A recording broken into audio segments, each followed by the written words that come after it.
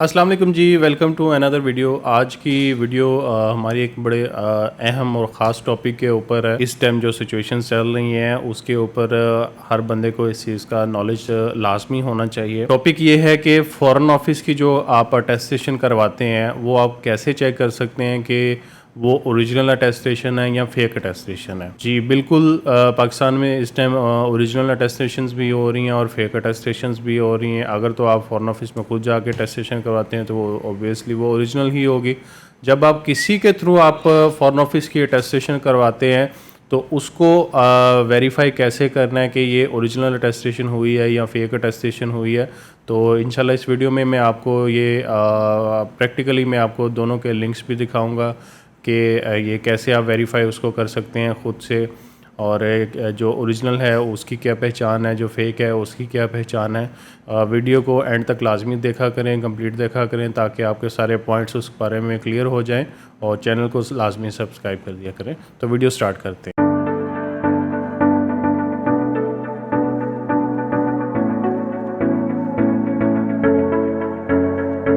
जी, तो बात की जाए फ़ॉरेन ऑफिस की अटेस्टेशन की कि फ़ॉरेन ऑफिस अटेस्टेशन जो कि अमूमन हमें हर चीज़ के लिए, हर किस्म की एम्बेसी के अटेस्टेशन के लिए, मुख्तलिफ़ डिपार्टमेंट से अटेस्टेशन करवाने के लिए फ़ॉरेन ऑफिस की अटेस्टेशन डॉक्यूमेंट्स के ऊपर लाजमी रिक्वायर्ड होती है।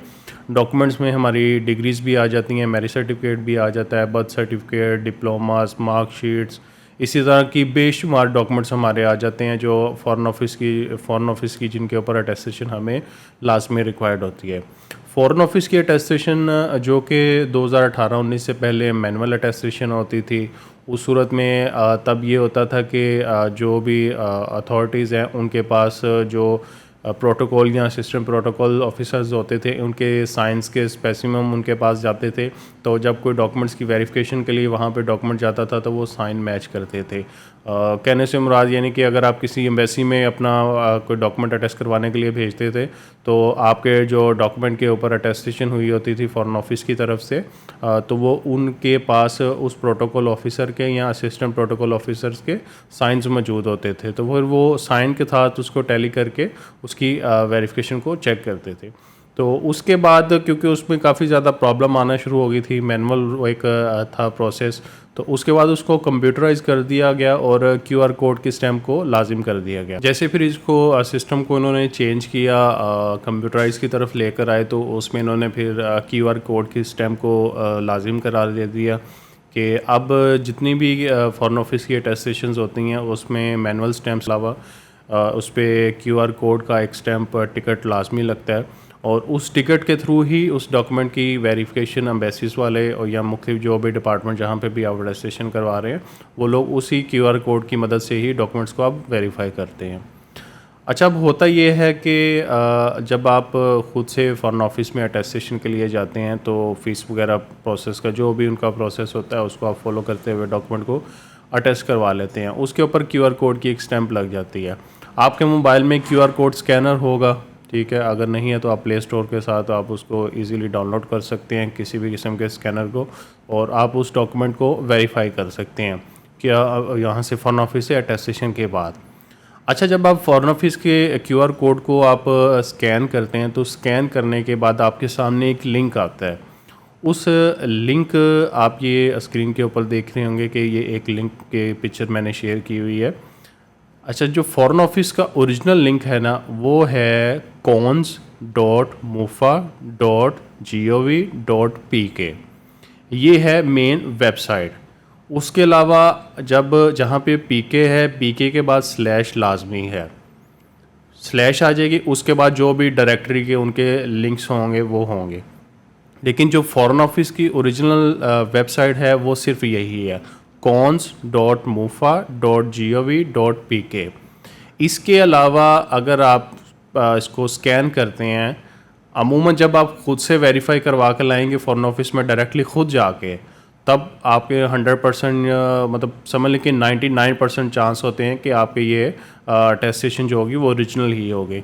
जब आप किसी और के थ्रू या किसी और की सर्विस यूज़ करते हुए कोई भी डॉक्यूमेंट अपना फ़ॉरेन ऑफिस के लिए अटेस्ट करवाते हैं तो उसमें क्या होता है, अगर तो उस बंदे ने भी आपको ओरिजिनल फॉरेन ऑफिस ही करवा के दिया है, तब भी आपकी जो वेबसाइट है वो इसी तरह ही खुलेगी, cons.mufa.gov.pk। ठीक है, जब पीके आ जाता है ना, पीके के बाद स्लैश अगर आ गया है ना, स्लैश के बाद आगे जो मर्जी डायरेक्टरी का लिंक लिखा हुआ है वो बिल्कुल ओके है। अगर पीके के साथ, पीके से पहले, जीओवी के साथ, अगर मतलब पहले वाले जो 4 वर्ड हैं अगर उनमें कोई चेंजिंग आपको नज़र आती है तो वो डाउटफुल है। अब आप ये स्क्रीन के ऊपर एक लिंक देख रहे होंगे, ये एक अटेस्टेशन हुई हुई है।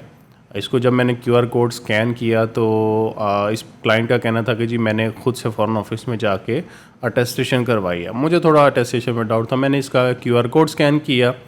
जब QR कोड स्कैन किया तो अब आप ये देखें कि पीके के साथ आगे क्या लिखा हुआ है। अब ये चीज़ फेक है, क्योंकि जो फॉरेन ऑफिस की ओरिजिनल डोमेन है वो पीके के बाद ख़त्म हो जाती है, पीके के बाद उसका स्लैश आ जाता है।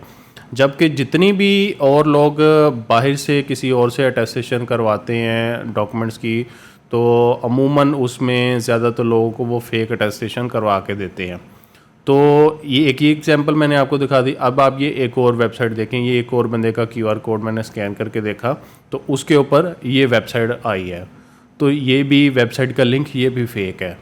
तो ये सिर्फ ये 2 एग्जांपल नहीं है, ये इस टाइम पाकिस्तान में इतनी ज़्यादा फेक वेबसाइट बन के और उसके ऊपर ये अटेस्टेशन हो रही है कि आप लोगों को अंदाज़ा नहीं है।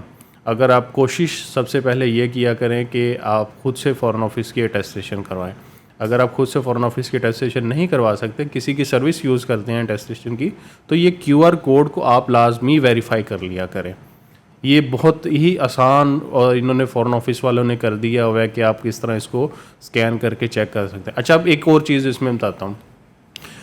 ओरिजिनल को स्कैन किया आपने, आपके सामने डॉक्यूमेंट आ गया। फेक को जब आपने स्कैन किया तब भी आपके पास सामने डॉक्यूमेंट आ जाएगा। तो जो करवा के देने वाला होता है वो अमूमन लोगों को ये कह देता है कि यार आप QR कोड तो स्कैन करके देखो, आप QR कोड स्कैन करोगे आपके सामने आपका डॉक्यूमेंट आ जाएगा। तो मसला डॉक्यूमेंट के सामने आने का नहीं है, मसला ये है कि जो डॉक्यूमेंट सामने आ रहा है वो पड़ा कहाँ हुआ है, वो फॉरेन ऑफिस के डाटाबेस में पड़ा हुआ है या कहीं और पड़ा हुआ है। तो अगर तो वो फॉरेन ऑफिस के डाटाबेस में पड़ा हुआ है तो फिर तो ठीक है, लेकिन अगर वो किसी और डोमेन के ऊपर पड़ा हुआ है, किसी और वेबसाइट के ऊपर पड़ा हुआ है, किसी और के डाटाबेस में पड़ा हुआ है, तो वो अटेस्टेशन फेक है। और फेक अटेस्टेशन के ऊपर Saudi embassy, Dubai embassy, Qatar, Kuwait, Oman embassy, कोई भी एम्बेसी अटेस्टेशन उसके ऊपर नहीं करती। फेक डॉक्यूमेंट के ऊपर अटेस्टेशन नहीं हो सकती। सिर्फ ओरिजिनल फॉरेन ऑफिस की जो अटेस्टेशन होगी, ओरिजिनल लिंक होगा, सिर्फ उसी के ऊपर ही अटेस्टेशन होती है।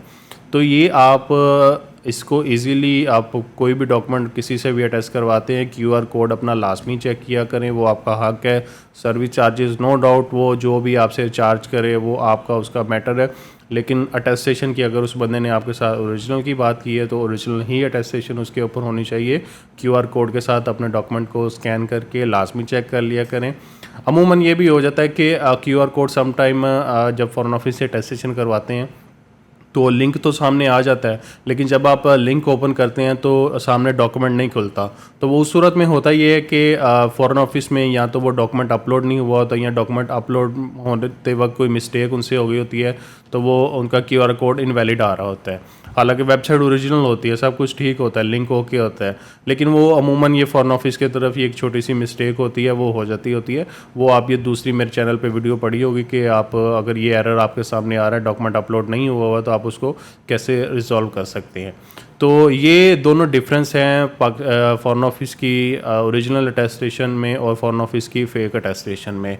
इन दोनों चीज़ों को आप जब भी डॉक्यूमेंट अपना अटेस्ट करवाते हैं, इन चीज़ों को, दोनों चीज़ों का लाजमी ख्याल रखा करें कि आया आपने ओरिजिनल करवाई है या फेक अटेस्टेशन करवाई है। फेक अटेस्टेशन अगर आपकी एम्बेसी में चले जाती है तो वो उस ड्रॉप बॉक्स वाले के लिए भी प्रॉब्लम है जिसने डॉक्यूमेंट एम्बेसी में जमा करवाया होगा, और उस बंदे के लिए भी प्रॉब्लम है जिसका डॉक्यूमेंट वो होगा, क्योंकि ऐसे डॉक्यूमेंट फिर एम्बेसी होल्ड कर लेती है और केस आगे फॉरवर्ड कर देती है डिफरेंट अथॉरिटीज़ को, जैसे FIO हो गई या साइबर क्राइम वगैरह की एजेंसीज जो हो गई, उनको फॉरवर्ड कर देती है। तो उस सूरत में आपके लिए बहुत ज़्यादा प्रॉब्लम बन सकता है। तो कोशिश किया करें फॉरेन ऑफिस की अटेस्टेशन खुद करवाएं। अगर फॉरेन ऑफिस की अटेस्टेशन आप खुद नहीं करवा सकते, किसी की सर्विस यूज़ करना चाहते हैं, तो फॉरेन ऑफिस की अटेस्टेशन हो जाने के बाद आप उसको चेक लाजमी कर लिया करें। उम्मीद है आपको वीडियो पसंद आई होगी। चैनल को सब्सक्राइब किया करें और वीडियो को लाइक भी किया करें। तो इंशाल्लाह हाजिर होते हैं अगली वीडियो में। अल्लाह हाफिज़।